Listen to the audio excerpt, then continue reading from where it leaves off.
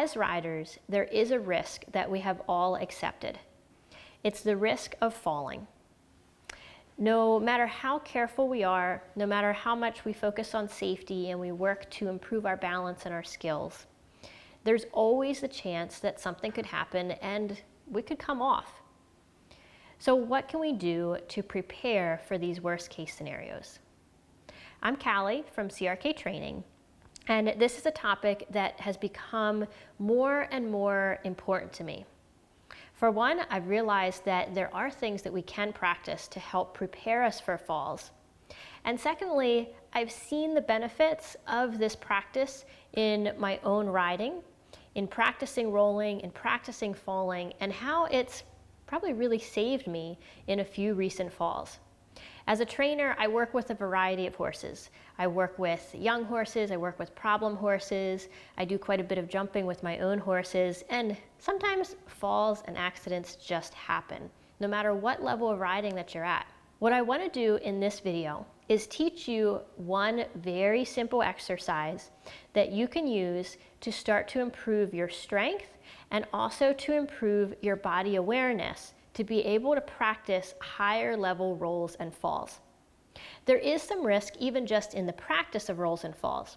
So it's important to start at a level that's appropriate for you. The exercise that I'm going to show today you can do no matter what your fitness level is. And then you can start to increase from there. There's some more resources if you want to go further in learning how to roll and how to fall and how to keep yourself safe. But what I'm going to do today is just show you a really simple technique to start building those skills.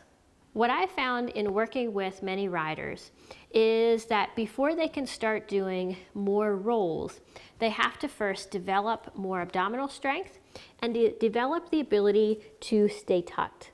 It's one of the things that is important during many of our falls. So as equestrians, when we have falls, we're often coming off with some degree of velocity, not just height, but also some degree of force that's kind of throwing us off of the horse.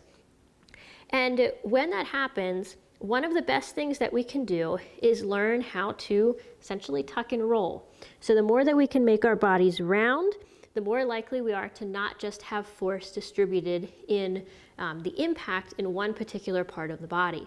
Also, the more that we learn to make ourselves compact, the less likely we are to have injuries from splaying out arms, and again, having that impact all hit in one point, which can cause more severe injury. So what I'm going to do here is I'm just going to practice rolling backwards and keeping my stomach tight and keeping my chin in. It's another really important thing. When you can learn to tighten your neck and bring your chin in, it can really protect your head. Another thing that often happens during many falls is that force of the head getting thrown can cause concussions, it can cause neck injuries. So make myself a tight little ball. And then I'm going to roll backwards and back up. In the beginning, you may find that you start down here and you just do some little rolls on your back, working on keeping your chin tucked and working on keeping this tight so that your back and your shoulders are round. You might even hug your knees in as you first start this.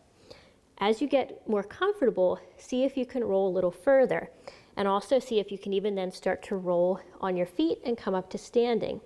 That is a lot harder than it sounds. I'll show you here in a moment, but as you start to build that skill, it will build strength in your legs, it'll build your balance, and it's going to further the practice in this tucked position. So I'm going to roll back onto my feet, back onto my feet, and that time I was able to stand up. So just keep working on being here and rolling, so that you can make that roll smoother and smoother as you gain the strength and as you gain the practice of keeping your chin tucked and your neck nice and tight to protect you. Start with just this simple exercise. I know it seems like it's not going to make a difference, but you have to start somewhere. And the key to being safe in a fall is having the instincts of how to fall. And that's not something that can come from one time of practice or from just a weekend class.